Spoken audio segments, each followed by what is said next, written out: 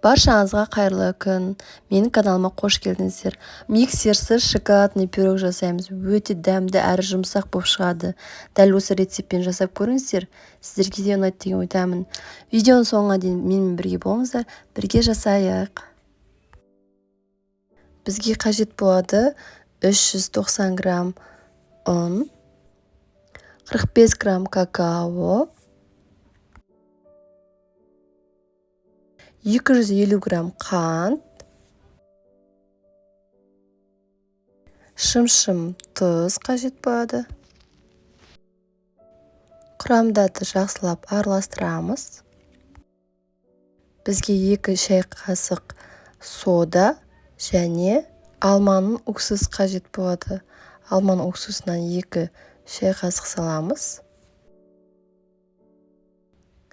Екеуін жақсылап араластырып жібереміз және қоспамызға саламыз. 420 мл жылы сүт құямыз. 180 мл сұйық май құямыз. Бөлме температурасындағы 3 жұмыртқаны қосамыз.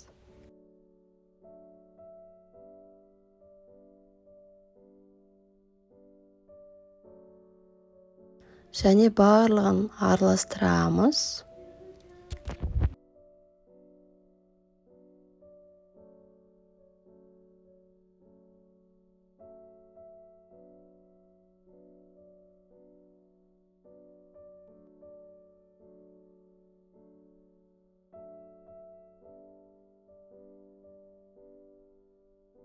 Ыстық пеште 180 градуста 30-35 минут пісіріп аламыз.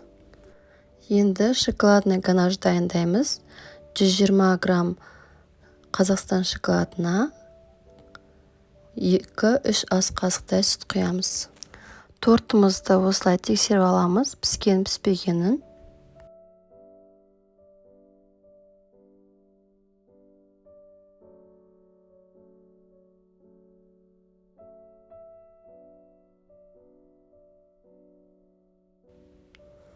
Суыған тортымызға ганашымызды құйып шығамыз.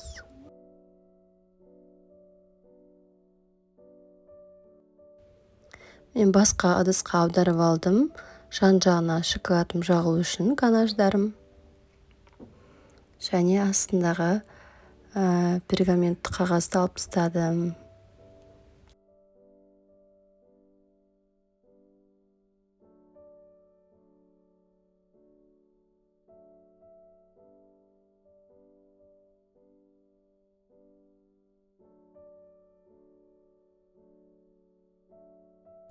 Шоколадты пирогымыз дайын, тәтті шай болсын. Маған тіркеліп, подписаться батырмасын баса кетіңіздер. Және видеоны толық көргендеріңізге рахмет. Егер видеом ұнаса, лайк, комментарий қалдырыңыздар. Рахмет.